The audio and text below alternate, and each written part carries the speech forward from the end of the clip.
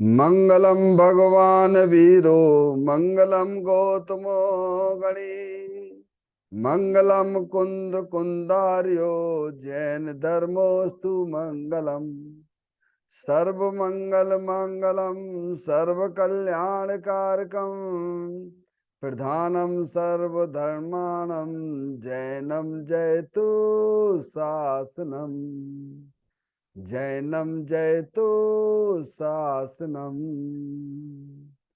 वंदे तु सब सिद्धे ध्रुवमचल मणोबम गदिम पते भोक्ष्यामि समय पाहुड़ मिडमो सुद केवली भणिदम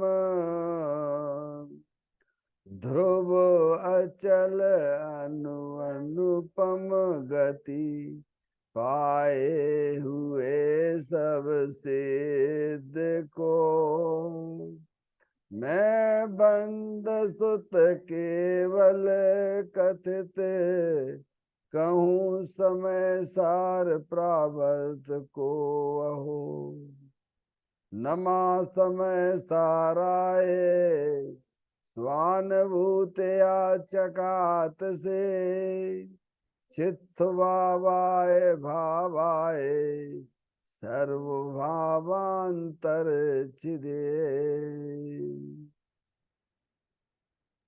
यह श्री समय सारजी नामक परम आध्यात्मिक ग्रंथ स्वाध्याय हेतु में विराजमान है।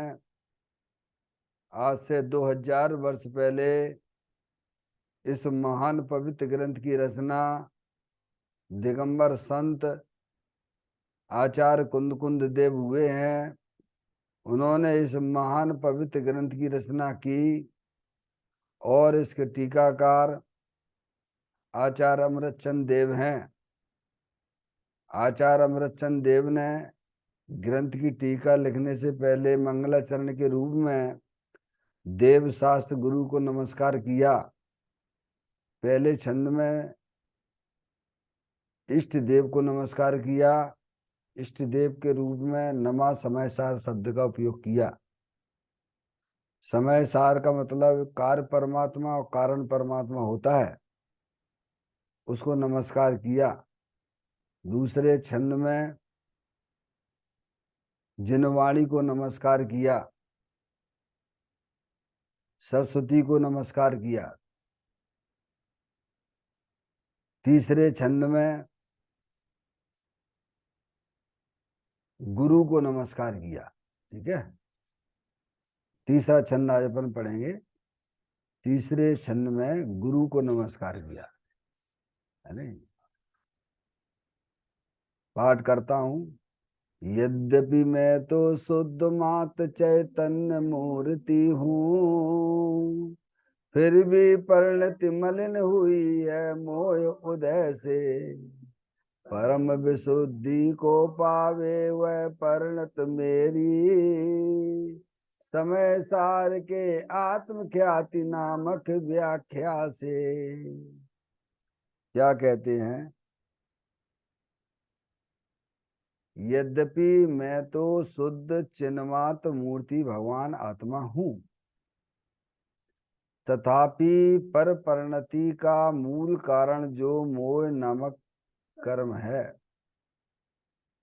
उसके उदय का निमित्त पाकर मेरी परिणति वर्तमान में मैली हो रही है, यानी कलमासित हो रही है।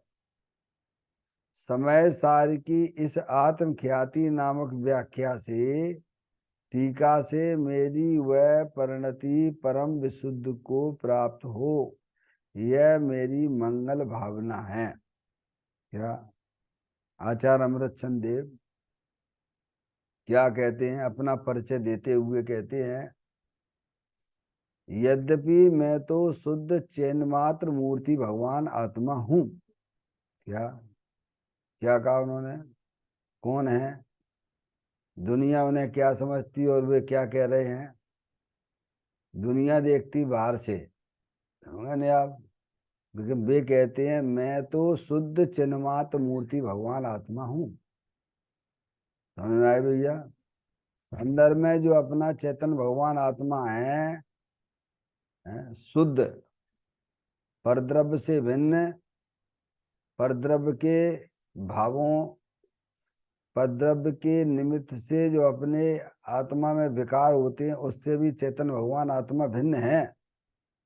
जैसे आचार्य अमृतचंद आचार्य कुंद कुंद देव ने 38वें नंबर की गाथा में भी कहा, मैं एक शुद्ध सदा आरूपी ज्ञान द्रगू यथार्थ से, कुछ अन्न वो मेरा नहीं, परमाणु मात्र नहीं हरे।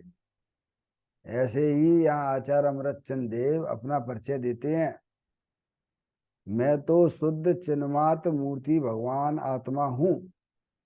समझ गए आप? अंदर में अपनी चेतन आत्म वस्तु है ना, जो शरीर से सदा भिन्न है। समझ में आ गया?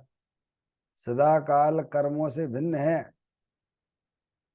और ये पर्याय में जो रागादिक परिणतियां हो रही हैं, उनसे भी चेतन भगवान आत्मा सदा काल भिन्न है। सभी आत्माएं हैं। समझ में आया भैया?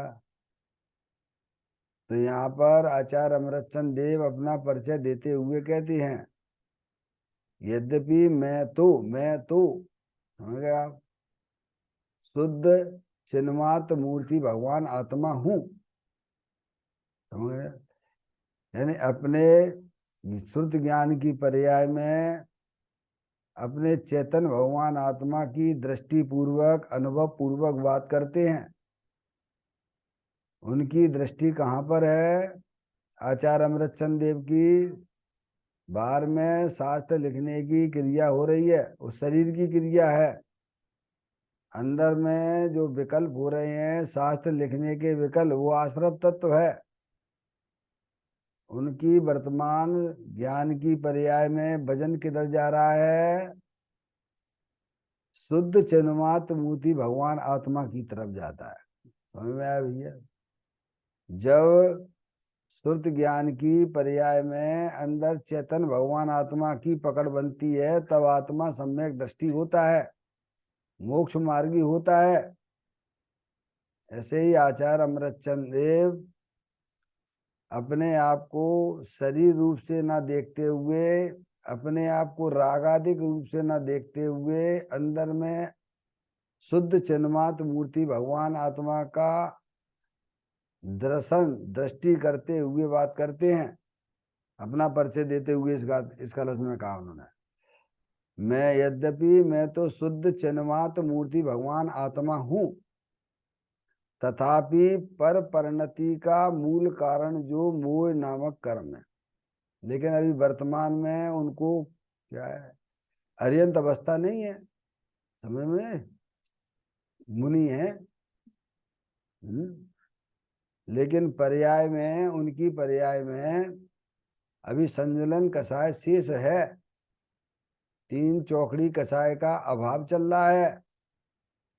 जो अपने चेतन भगवान आत्मा का निरंतर आनंद ले रहे हैं, तो कहते हैं मैं तो शुद्ध चिन्मात्र मूर्ति भगवान आत्मा हूँ, तथापि पर परिणति का मूल कारण, पर परिणति का मूल कारण मतलब क्या? आत्मा की पर्याय में जो रागादिक परिणतियां हो रही हैं, वो पर परिणतियां हैं। संसार अवस्था है ना, छद्मस्त है ना अभी। आचार्य अमृतचंद देव क्या है? अभी छद्मस्त हैं। उनकी पर्याय में पूर्ण वीतराग दशा प्रकट नहीं हुई है। त्यागी महाराज शुद्धात्मा की दृष्टि उनको बरत रही है। सम्य दृष्टि है, भावलिंगी संत मुनराज हैं, है ना? तो कहते हैं, यद्यपि मैं तो शुद्ध चिन्मात्र मूर्ति भगवान आत्मा हूँ, ये शरीर है सो मैं नहीं हूँ। क्या भैया? अंदर कर्मों की रचना है, वो भी मैं नहीं हूँ। ये रागादिक परिणतियां हैं, मुझे मालूम है, लेकिन ये कर्म के उदय में होने वाली चीज है, ये भी मैं नहीं हूँ। ऐसे ही आप अपने आप को देखिए। क्या भैया? अगर जो है, हैं? त्यागी महाराज देखो इसको कहते हैं मोक्ष मार्ग। यानी अपनी चेतन वस्तु को स्वीकार करना, उसमें अपनापन लाना। मोक्ष मार्ग का प्रारंभ यहाँ से होता है। अपनी शुद्ध चेतन वस्तु को स्वीकार किए बिना, अपने आप को आत्मा जाने बिना, आत्मा माने बिना कोई भी आत्माएं मोक्ष मार्ग में नहीं चल सकती हैं।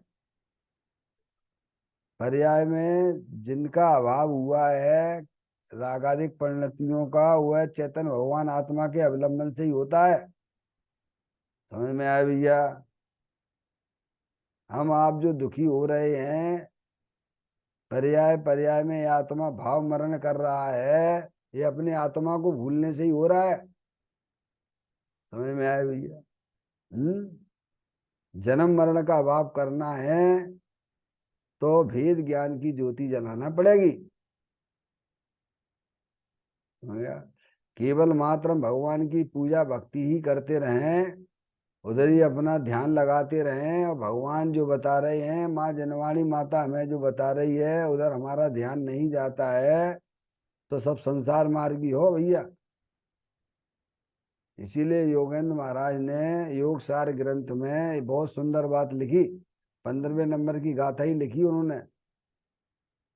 निज आत्मा जाने नहीं और पुण्य ही करता रहा, सिद्ध सुख पाता नहीं संसार में फिरता रहा। क्या समझ गया?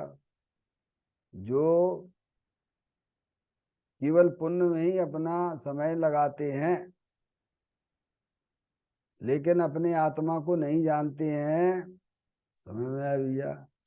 वे समझे कि हमारा संसार का अभाव हो जाएगा, बिल्कुल नहीं होगा। भगवान अपने आप को आत्मा रूप स्वीकार किए बिना कोई भी आत्माएं मोक्ष मार्ग में नहीं चल पाती हैं। जन्म मरण का अभाव करना है तो जो हमारे भगवान ने किया है, जो हमारे गुरु ने किया है, वो हमें भी करना होगा। समझ में आया भैया?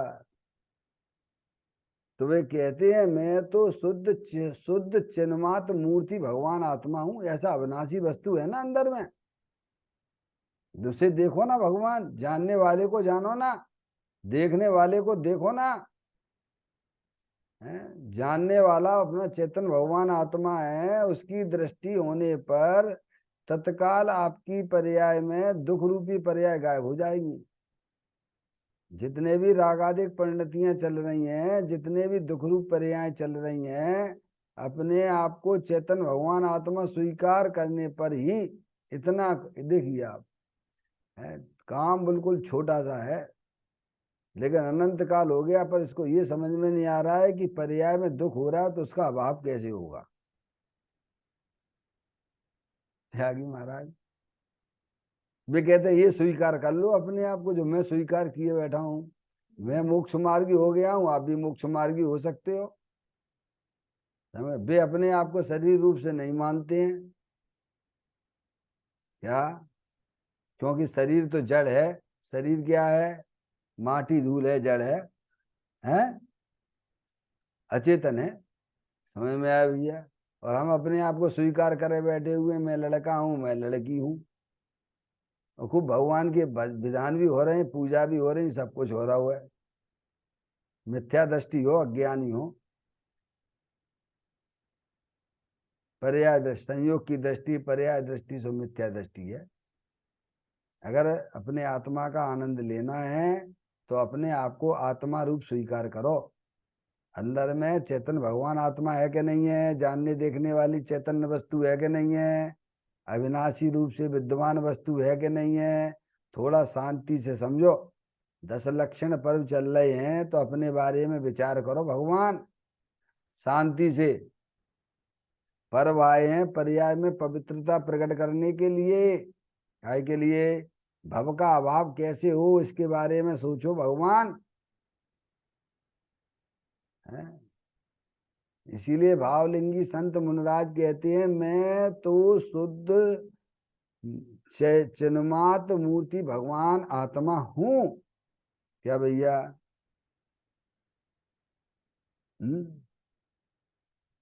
शुद्ध चेतन आत्म वस्तु है।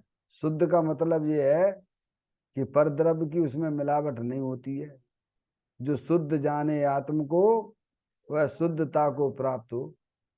भले ही आत्मा के साथ में अनादिकाल से शरीर का संयोग रहा है, लेकिन आत्मा कभी शरीर रूप नहीं हुआ है, शरीर आत्मा रूप नहीं हुआ है। क्या भाई? दोनों में अत्यंत भाव की दीवार है, जो ज्ञानियों को दिखती है, अज्ञानियों को नहीं दिखती है। क्या है? किनको दिखती है? जैसे आपके कमरे में धूल उड़ रही है, अभी उड़ रही है कि नहीं उड़ रही है? उड़ ही रही है, समझ गए आप? लेकिन जो समझदार है जानते हैं कि धूल उड़ रही है। समझ में आए भैया? नहीं उड़ रही है तो फिर जो है फिर ये कहाँ से आ जाती है? ऐसे ही जो है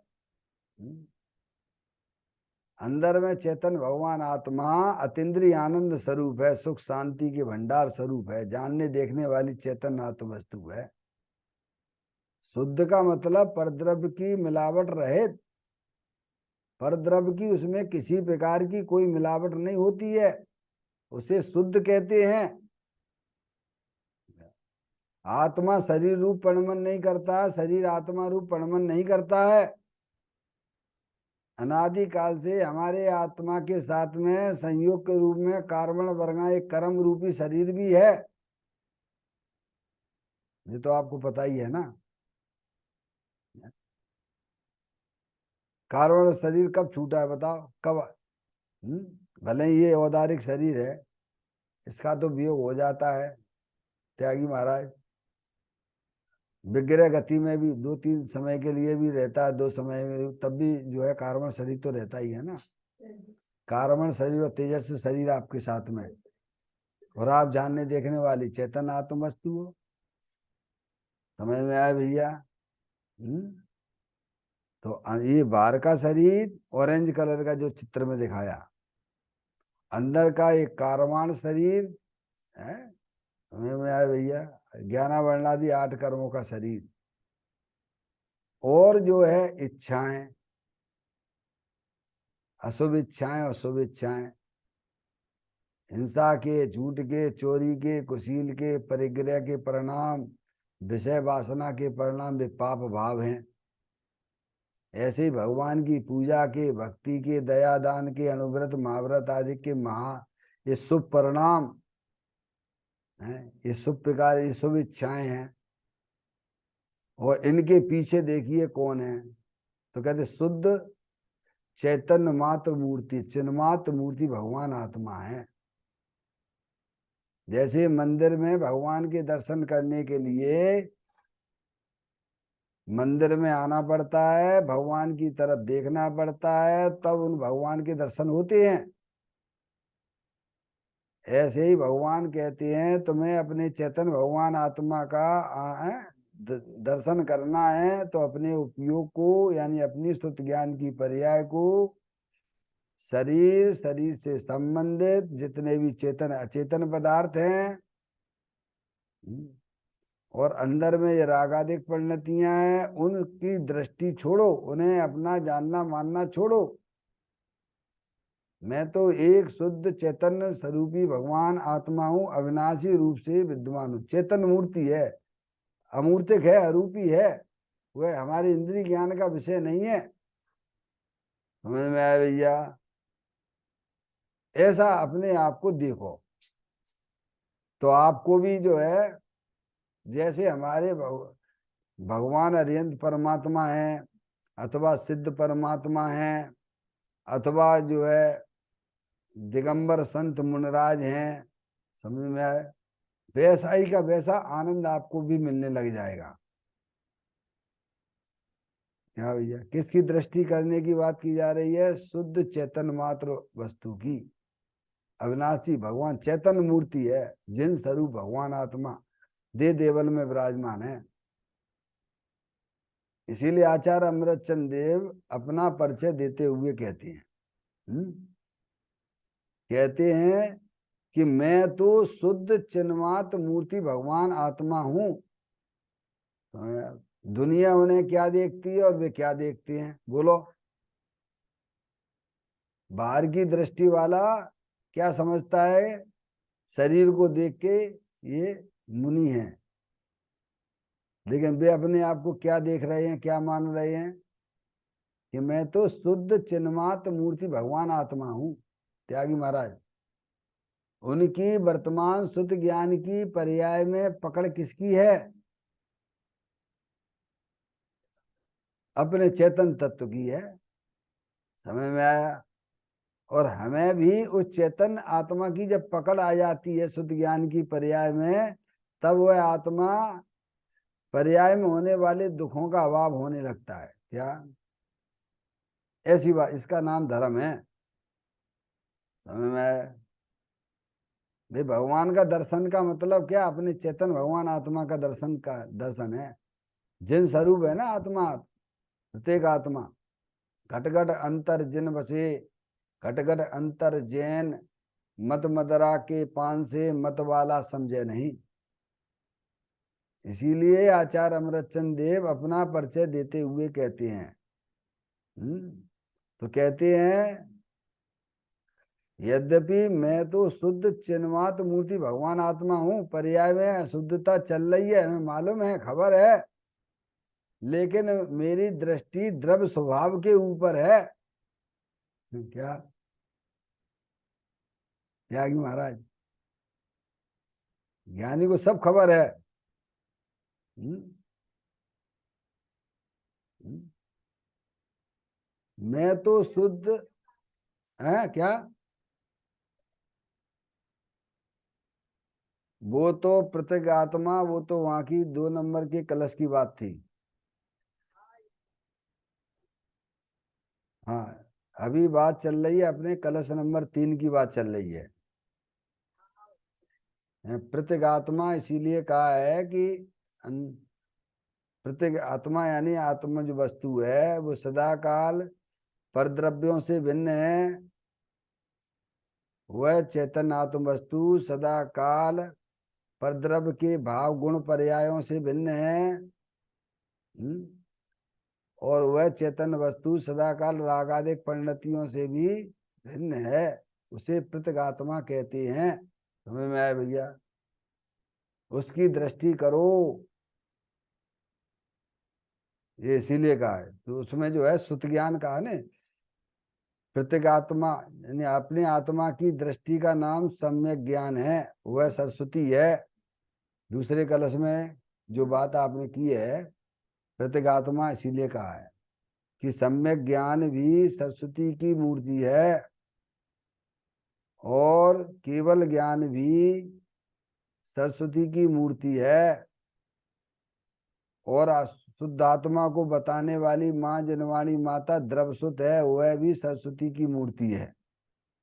दूसरे कलश में जो सरस्वती को नमस्कार किया गया है, तो आपने दूसरे कलश से क्या सीखा, सरस्वती किसे कहा है, ज्ञान और वचन रूप कही है। समझ यार। तो ज्ञान में क्या लेना, सम्यक ज्ञान लेना, क्योंकि सम्यक ज्ञान भी अपने चेतन भगवान आत्मा का को देखता है, जानता है। और केवल ज्ञान भी अपने आत्मा को जानता देखता है। केवल ज्ञान अपने आत्मा को परिपूर्ण रूप से प्रत्यक्ष जानता है, और सम्यक दृष्टि जीव अपने आत्मा को परोक्ष रूप से जानता है। इसीलिए दोनों ही ज्ञान जो हैं वे सरस्वती हैं। बहन जी समझ में आएगी आपको। और जिनवाणी माता भी अरियंत परमात्मा की वाणी है, इसलिए वह भी सरस्वती है। दूसरे कलश में जो है सरस्वती को नमस्कार किया, जिनवाणी माता को नमस्कार किया, और जो शुद्धात्मा को जानते हैं वे भी का, इसीलिए वो सदा काल जयवंत बढ़ते हैं। क्या कहा उन्होंने दूसरे में, जयवंत व्रत हैं क्या? केवल ज्ञान जो सबके कल्याण में निमित्त होता है, समझ गए नहीं आप? ऐसी भावना है कि वह सदा काल जो है जयवंत वर्ते, और उस मार्ग पे चलने वाले ज्ञानियों का भी हमेशा सद्भाव बना रहे। समझ में आया? और माँ जनवाणी माता भी उस शुद्धात्मा की बात करती है, इसीलिए तीनों जो है सरस्वती में लिए हैं, उन्हें नमस्कार किया गया है। यहाँ तो ये कहते हैं आचार्य अमृतचंद देव अपना परिचय देते हुए कहते हैं, वे कहते हैं मैं तो शुद्ध चिन्मात मूर्ति भगवान आत्मा हूं। तब वे मोक्ष मार्ग में वहां से चालू हुआ है। कहाँ से? अपने आप को आत्मा स्वीकार किए बिना कोई भी आत्माएं मोक्ष मार्ग में नहीं चल पाती हैं। संसार का अभाव जब ही होता है जब वह प्रत्येक आत्मा अपने आप को आत्मा रूप स्वीकार करे। आचार्य कुंद देव मोक्ष मार्गी हैं, क्योंकि वे अपने आप को शुद्धात्मा रूप से स्वीकार किए हुए हैं। वे पूरा परिचय देते हैं अपना, त्यागी महाराज। देखिए आप, एक और, यद्यपि मैं तो शुद्ध चिन्मात मूर्ति भगवान आत्मा हूं। ठीक है, ऐसी वस्तु सबके पास में है कि नहीं है? एक इंद्रिय जीव हो, दो इंद्रिय जीव हो, तीन इंद्रिय जीव हो, चार इंद्रिय जीव हो, असंगी जीव हो, संगी जीव हो, 4 गति 84 लाख योनियों में जितने भी जानने देखने वाली चेतन आत्म वस्तु हैं, लेकिन वे अपने आप को आत्मा रूप स्वीकार नहीं कर रहे हैं, इसीलिए वे 4 गति 84 लाख योनियों में जन्म मरण कर रहे हैं। समझ में आ गई भगवान? हम आप सब भी चेतन भगवान आत्मा हैं, लेकिन स्वीकार क्या ये बैठे हुए हैं कि मैं तो लड़का हूं, मैं लड़की हूं, मैं मम्मी हूं, मैं किसी की पुत्री हूं, मैं किसी की माँ हूं। बोलो तुम कौन हो? हैं भैया? इसीलिए पर्याय में चल रहा है दुख। क्या चल रहा है? ये दुख रूपी पर्याय मोराग देश के परिणाम क्यों चल रहे हैं? क्योंकि आप अपने आप को शरीर रूप स्वीकार किए बैठे हो। समझ में आया? हमारे दिगंबर संत आनंद में क्यों हैं? क्योंकि वे अपने आप को शरीर रूप स्वीकार नहीं कर रहे हैं। वे अपने आप को आत्म, देखो भी लिखा उन्होंने, तथापि पर परिणति का मूल कारण जो मोह नामक कर्म है। क्या? अंदर में जो रागादिक परिणतियां अभी शेष हैं कि नहीं है उनके?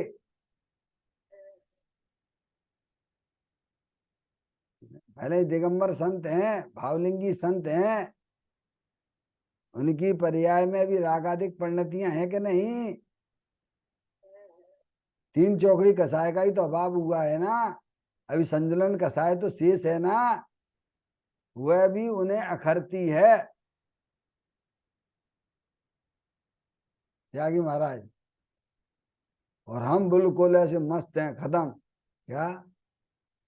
मिथ्यात साथ में, मिथ्यात की परिभाषा ही यही है कि वर्तमान पर्याय में वह अपने आप को संतुष्ट माने बैठा हुआ है। लेकिन हमारे ज्ञानी संत, देखिएगा आप, पर्याय में 3 चौकड़ी कसाय के अभाव पूर्वक, 3 चौकड़ी कसाय कौन सी? अनंतानबंदी कसाय चली गई है, अब प्रत्याख्यान संबंधी कसाय भी का प्रणवन भी गया, और प्रत्याख्यान कसाय का प्रणवन भी खत्म हो गया, और साथ में वीतराग आनंद दशा पर्याय में चल रही है, क्योंकि उन्हें अपने शुद्धात्मा की दृष्टि है। ये लिखा उन्होंने, मैं तो शुद्ध चिन्मात मूर्ति भगवान आत्मा हूं। प्रत्येक आत्मा ऐसा है, शुद्ध बुद्ध चेतन घन स्वयं ज्योति सुखधाम, बीजो कईयो केटलू कर विचार तो पाम। तथापि पर परिणति का मूल कारण जो मोह नामक कर्म है, ये भी बताया उन्होंने कि हमारी पर्याय में जो मोह, यानी मोह 2 प्रकार के, दर्शन मोहिनी तो चला गया, चारित्र मोहिनी का कुछ जो अंश, कुछ राग रह गया है संजुलन कसाय संबंधित। त्यागी महाराज ये कह रहे हैं उसका कारण क्या है, तो कह रहे मोह नामक कर्म है। जो पर्याय में रागादिक परिणतियां दिख रही हैं वो मोह का कार्य है, वो मेरा कार्य नहीं है।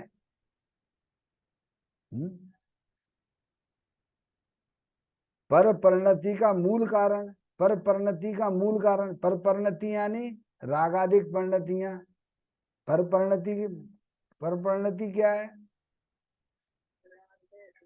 ये आत्मा की पर्याय में जो रागादिक परिणतियां हैं ये पर परिणतियां कहलाती हैं।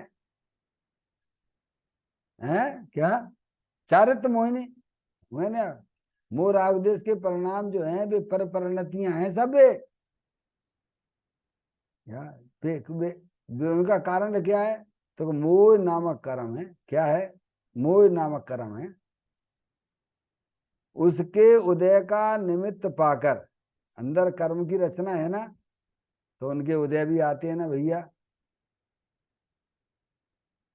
त्यागी महाराज शरीर में रोग हो गया, रोग होता है कि नहीं होता है शरीर में, शरीर रोगी होता है निरोगी होता है, बाहर में आपको प्रतिकूलताएं मिलती हैं अनुकूलताएं मिलती हैं, ये सब काय के कर्म के उदय में मिलने वाली चीजें हैं। क्या भैया, शरीर में रोग हो गया तो पाप असाता वेदनी कर्म का उदय है। शरीर स्वस्थ हो गया तो साता वेदनी कर्म का उदय है। ये कर्म ज्ञानियों को देखते हैं, अज्ञानियों को नहीं देखते हैं। ज्ञानियों को अपनी आत्मा भी दिखती है, कर्म भी दिखते हैं, उनके उदय भी दिखते हैं। उदय में शांत, जानते ये चीज मेरी है ही नहीं है, शांत रहोगे जब क्या, शांति जब आएगी जब अपने चैतन्य भगवान आत्मा की दृष्टि होगी। ये ऊपर की शांति वो तो कसाय, रुधी हुई कसाय है। क्या भगवान अपने चैतन्य भगवान आत्मा की दृष्टि हुए बिना कोई भी आत्माएं पर्याय में शांत नहीं दिख सकती हैं। और जो शांत दिख रहे हैं, जो दिखाई दे रहे हैं, समझ गया, बेरुधी हुई कसाय वाले शांत हैं। समझ में आए भैया, वो शांति शांति नहीं है। अभी आपकी तो क्षमा उत्तम क्षमा धर्म आया, समझ गया, ऊपर ऊपर से क्षमा कर ली, अंदर में तो जो है अंदर में सुलग रही है आग। देख लो समझ लो कैसा में भगवान यही तो समझा रहे हैं। क्या भगवान देखो, उपसर्ग आते हैं मुनराजों के ऊपर, कितने 700 मुनराजों को घानी में पेला गया है, समझ गया। गज कुमार मुनराज की सिकड़ी जलाई गई, पर्याय बताओ, एकदम शांत दृष्टि कहाँ, द्रव स्वभाव के ऊपर, अंदर अविनाशी वस्तु के ऊपर है। पार्श्वनाथ भगवान मुनि अवस्था में, समझ गए नहीं आप, कितने उपसर्ग हुए, पर कर्म के उदय को भी जानते थे और अंदर चेतन भगवान आत्मा की दृष्टि भी चल रही थी। इसीलिए उनकी पर्याय में बीतराग आनंद दशा चल रही, आनंद ही आनंद चल रहा है। अरे भाई कोई भी है मीठी चीज खाओगे आप तो मुंह मीठा होगा कि नहीं होगा, होगा। ऐसी अंदर चेतन भगवान आत्मा बीतराग आनंद मूर्ति है, अतीन्द्रिय आनंद स्वरूप है। पर्याय मोह यानी पर्याय, आत्मा का मोह क्या है, पर्याय है, श्रद्धा है, ज्ञान है, और चारित्र वो आत्मा क्या मोह है, मुख है। त्यागी महाराज आत्मा का मुख क्या है, उसकी पर्याय श्रद्धा की, ज्ञान की, चारित्र की। जब उसकी सन्मुखता द्रव के सन्मुख होती है पर्याय की, तब आत्मा की पर्याय में नियम से दुख रूपी पर्याय गायब हो जाती हैं और अतीन्द्रिय आनंद वाली पर्याय चालू हो जाती है। भगवान, इसे भगवान ने धर्म कहा है। करने योग्य कार्य ये है, अगर अपनी वर्तमान पर्याय में अतीन्द्रिय आनंद चाहिए, मुनिराज जैसा जीवन, समझ में आया भैया, ज्ञानियों जैसा जीवन जीना है, तो भगवान कहती है काम करो, अपने आप को स्वीकार करो कि मैं तो शुद्ध चैतन्य स्वरूपी भगवान आत्मा हूँ, अविनाशी वस्तु हूँ, मैं तो जानने देखने वाली अखंड ज्ञान ज्योति स्वरूप हूँ। तो शुद्ध ज्ञान की पर्याय में पकड़ किसकी हो जाएगी? अपने चेतन भगवान आत्मा की हो गई। वहीं से आपका नाम मोक्ष मार्ग में लग गया। और अपने आत्मा को भूलकर कितनी भी जितनी भी है लगे रहते सुबह से शाम तक। त्यागी महाराज, शास्त्र पाठी भी मूल है जो निज तत्व जान। समझ में आया भैया? आप पहचानिए धर्म किसे कहा गया है। हाँ, तभी धर्म की शुरुआत होती है। मोक्ष महल की प्रथम सीढ़ी, मोक्ष महल की प्रथम सीढ़ी क्या है? सम्यक दर्शन कहा है ना। सम्यक दर्शन या अपनी आत्मा का दर्शन, वर्तमान शुद्ध ज्ञान की पर्याय का झुकाव अपने अंदर अविनाशी चेतन आत्म वस्तु है ना। समझ में आया भैया? इसीलिए आचार्य अमृतचंद देव कहते हैं, यद्यपि मैं तो शुद्ध चिन्मात्र मूर्ति भगवान आत्मा हूं। क्या भगवान? ये शरीर है सो मैं नहीं हूं। अंदर में रागादिक परिणतियां हैं, वो भी मैं नहीं हूं। मैं तो शुद्ध चिन्मात्र मूर्ति भगवान आत्मा हूं, अविनाशी वस्तु हूं। तथापि पर परिणति अभी पर परिणतियां भी हैं। त्यागी महाराज, पर परिणति रागादिक परिणति भी उनकी पर्याय में है, वह स्वीकार करते हैं। लेकिन उसका कारण मोह कर्म है। कौन है? अंदर कर्मों की रचना वो है। समझ में आया भैया? जैसे शरीर में रोग नहीं हो जाता है, शरीर में रोग हो गया तो उसका कारण क्या है? तुमने गंदी चीज कुछ खाई है इसीलिए रोग हो गया। उदाहरण के लिए बता रहा हूं। रोग होता तो पाप की वजह से है। क्या? कैसे कोई गंदी चीज नहीं खा लेता है तो उसके शरीर में विकार पैदा हो जाता है। क्या भाई साहब? क्यों भाई? ये क्या कैसे हो गया कि हमने ये गलत चीज खा ली थी इसीलिए शरीर में ऐसा हुआ। समझ में आया? ऐसे ही अनादिकाल से आत्मा जो वस्तु है, आत्मा है अनादिकाल से शरीर आदि परद्रव्यों का सेवन कर रहा है। समझ गया? शरीर है सो मैं हूं, सेवन यानी शरीर है सो मैं हूं। अपने आप को आत्मा स्वीकार नहीं कर रहा है क्योंकि आत्मा को जानता ही नहीं है। ज्ञानी जानते हैं। उन्होंने कहा नहीं, कल आपको बताया था ना, नियम सारजी में आया ना, मुक्ति का मूल कारण तो सम्यक ज्ञान है। सुबोध है, सुबोध यानी सम्यक ज्ञान है। मुक्ति का उपाय तो सम्यक ज्ञान है। और सम्यक ज्ञान की उत्पत्ति द्रव सुत जनवाणी माता के द्वारा होती है।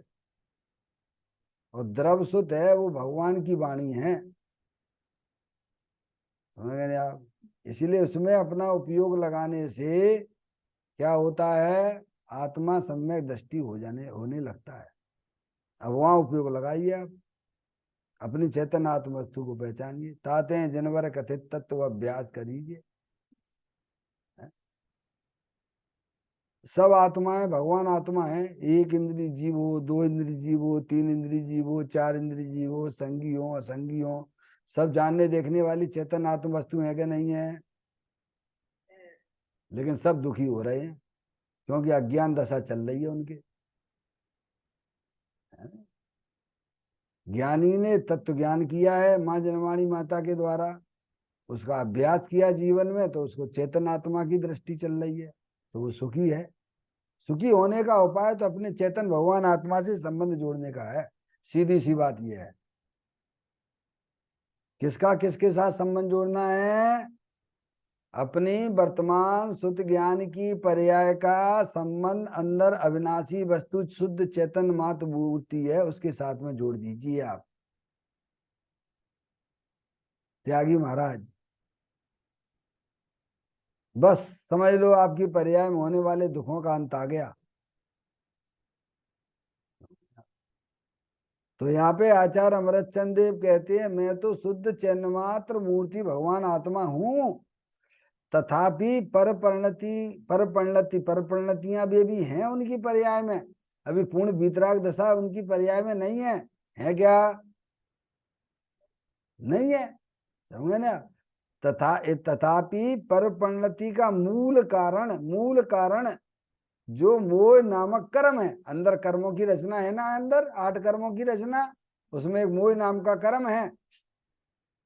ज्ञानावरणी, दर्शनावरणी, अंतराय और मोह, 4 घातिया कर्म।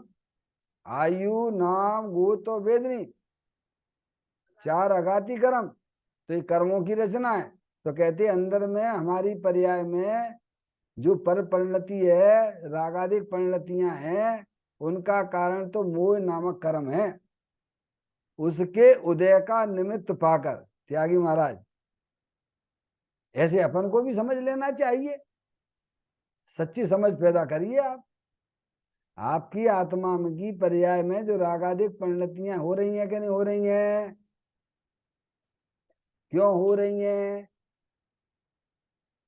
क्या भूल आपको भरमतवाद, मोह महामद पियो अनादि से भूल आपको। पहले तो अपनी आत्मा को जानते ही नहीं हो, और आत्मा को जानने के बाद भी कुछ रागादिक परिणतियां शेष रह जाती हैं, उनकी बात करते हैं।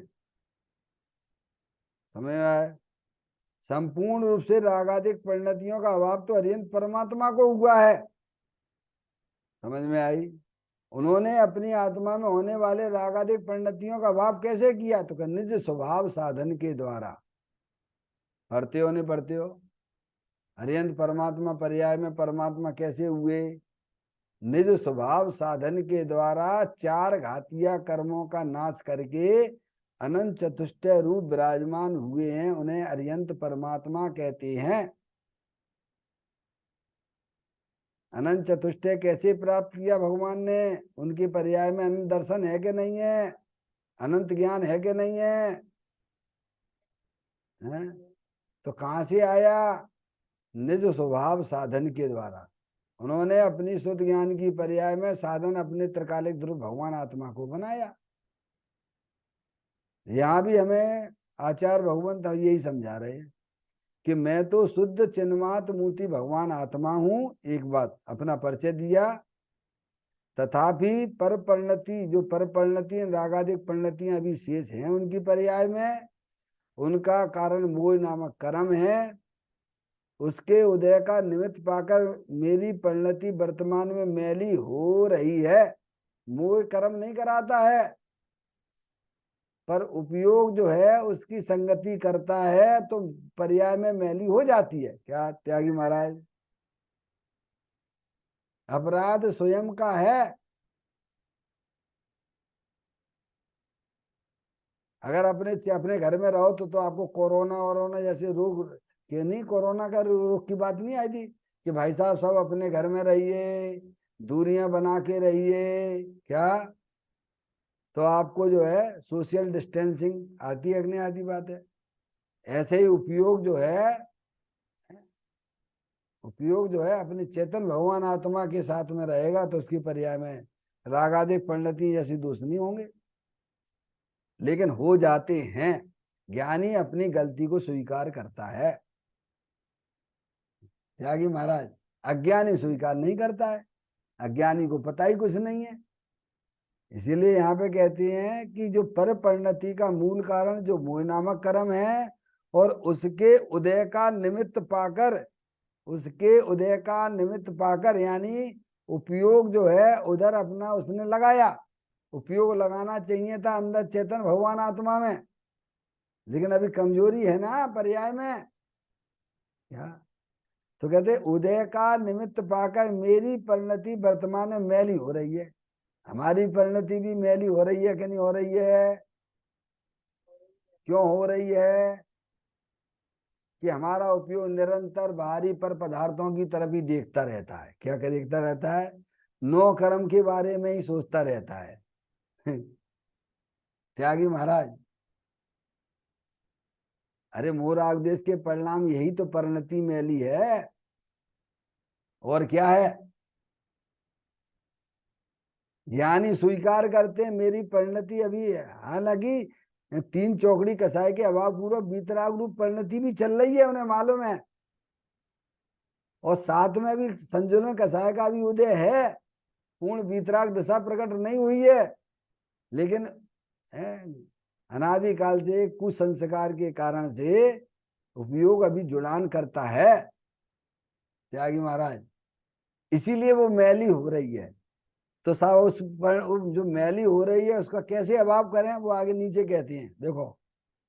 उसके उदय का निमित्त पाकर मेरी परिणति वर्तमान में मैली हो रही है। समझ में आए भैया? मोक्ष मार्गी जीव हैं।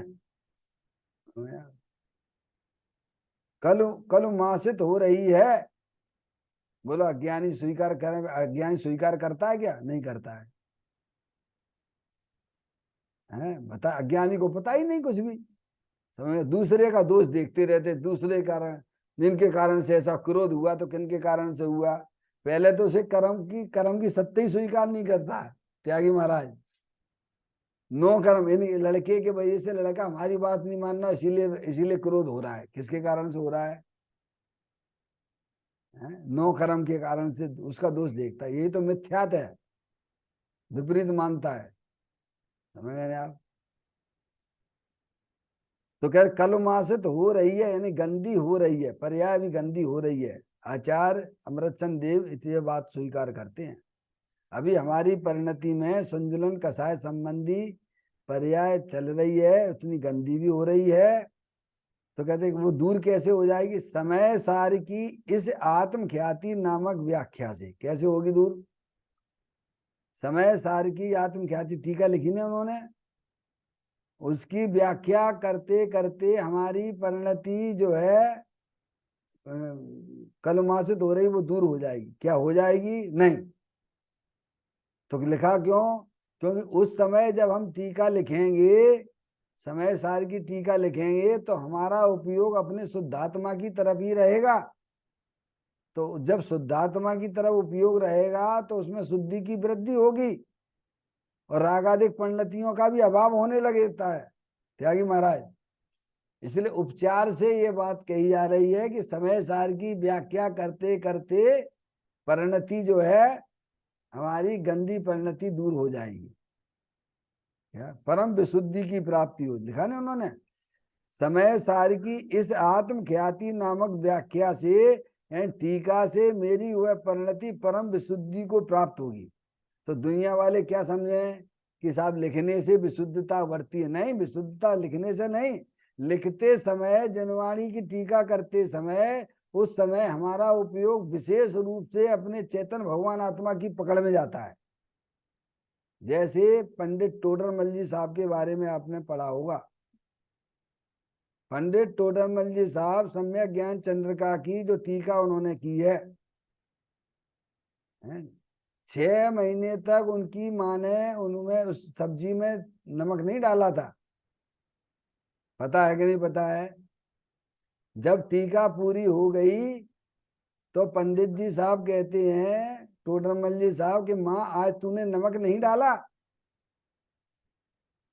क्या कहा? तो माँ क्या कहती है कि भाई साहब, बेटे, मैं तो 6 महीने से नमक नहीं डाल रही हूँ, लगता है तेरी आज टीका पूरी हो गई है, इसीलिए तुझे जो है ये लग रहा है। आगे बात समझ में? तो ज्ञानी का उपयोग शास्त्र लिखते समय, शास्त्र कहाँ रहता है अपने, कितना उपयोग सूक्ष्म हो जाता है। अरे अपने आत्मा जो सूक्ष्म है उसके साथ में संगति जब पर्याय करती है तो उपयोग सूक्ष्म हो जाता है। तुम्हें उधर उसका ध्यान ही नहीं जाता है। टीका लिखने का काम वो तो हर वर्गना का है, वो तो शरीर की क्रिया है। शरीर की क्रिया शरीर की क्रिया में होती है, वचन अपने कारण से निकलते हैं। समझ आप। इसीलिए आचार्य अमृतचंद देव मुंह में मत नाचना कि ये टीका आचार्य अमृतचंद देव ने लिखी है। तो परम विशुद्धि कैसे प्राप्त होती है? विशुद्धता तो उनकी पर्याय में प्राप्त है, लेकिन परम विशुद्धि यानी केवल ज्ञान जैसी पर्याय प्रकट होंगी। कब होंगी? जब मेरा उपयोग अपने चेतन भगवान आत्मा में लीन रहेगा। त्यागी महाराज ये लिखा है। कोई क्या, कोई निमित्त कोई पकड़ ले। देखो आचार्य अमृतचंद देव ने लिखी है कि टीका लिखने से हमारी पर्याय में परम विशुद्धि की प्राप्ति होगी। लक्ष्य टीका पे नहीं है, लक्ष्य अपने द्रव्य स्वभाव के ऊपर है। जैसे हम और आप यहाँ स्वाध्याय में बैठते हैं, ध्यान रखिएगा, हैं अंदर काय के लिए? समूह शरण में देखिए, समूह शरण में हरियंत परमात्मा की दिव्य ध्वनि गिरती है। वहां पे भावलिंगी संत मुनराज भी बैठे रहते हैं, बैठते नहीं, कोटा है कि नहीं उनका। लेकिन वहीं पर जो है भगवान की दिव्य ध्वनि भी खिर रही है, और वहीं पे भावलिंगी संत कोई अरिहंत परमात्मा भी हो जाते हैं, नमो अरिहंत ताड़म में भी चले जाते हैं। ऐसा होता है कि नहीं होता है? भगवान की दिव्य ध्वनि सुनते सुनते केवल ज्ञान हो गया अमुक मुनिराज को, तो भगवान की वाणी से हुआ कि उस समय उनका उपयोग अपने चेतन भगवान आत्मा में उद्दीर्ण हो गया। क्या हो गया? तो वो केवल ज्ञान प्राप्त कर लिया। ऐसे ही जो है समय सार की टीका लिखते समय उपयोग आचार्य अमृतचंद देव का अंदर चेतन भगवान आत्मा की पकड़ में चला जाता है, तो परम विशुद्ध केवल ज्ञान की प्राप्ति हो। क्या विशुद्धता तो है, ये कहना है। मतलब पर्याय में विशुद्धता कैसे आती है? तो द्रव्य स्वभाव के अवलंबन से आती है। क्या भैया? और पूर्णता भी उसी के अवलंबन से होगी। त्यागी महाराज ये ऐसी है। अब ये तो भाव जो है, अब ऐसे उसमें से भाव निकालने तो निमित्त की तरफ चेंट जाता है जी। क्या कि साहब बिन को हो गया था भगवान की दिव्य ध्वनि सुनते सुनते केवल ज्ञान हो गया समूह शरण में, तो अज्ञानी बस भगवान की वाणी की तरफ ही ध्यान देता है, भगवान क्या कह रहे उधर उसका ध्यान ही नहीं आता है। तो ये समझिए अनादि काल के कुसंस्कार हैं। समझ में आए भैया? ये बात हमें समझना चाहिए शास्त्र से। समय सार की इस आत्म ख्याति नामक व्याख्या से टीका से मेरी वह परिणति परम विशुद्धता को प्राप्त होगी। बस यही मंगल भावना है। आचार्य अमृतचंद देव कहते हैं बस मैं तो अपनी पर्याय में परम विशुद्धता चाहता हूँ।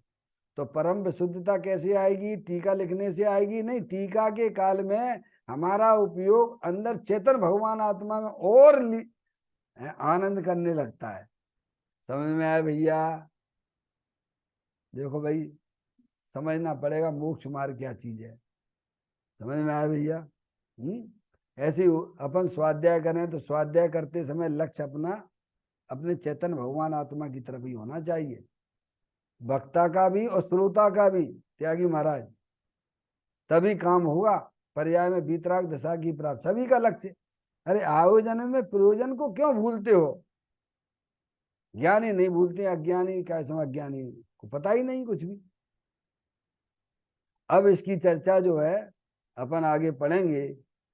इस कलश में हमें इतना ही बताया है। आचार्य अमृतचंद देव ने अपना परिचय दिया कि मैं शुद्धात्म वस्तु हूँ, अंदर में चेतन भगवान आत्मा की मुझे दृष्टि भी बरत रही है, लेकिन पर्याय में अभी संतुलन कसाय का अभी मंद उदय भी है।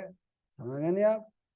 वो उससे उसके कारण से पर्याय में मलिनता भी चल रही है। वह मलिनता मैं अपने चेतन भगवान आत्मा के आश्रय से दूर करता हूँ। समझ गए आप? ये बहुत बढ़िया कलश है। इसकी चर्चा अपन कल और पढ़ेंगे विशेष रूप से। निज निधि निज मैं बताई, यह अनंत अनंत उपकार है, उसके लिए जिन वाणी माँ को वंदना सतवार है, वंदना सतवार है। 9 बार नमोकार मंत्र का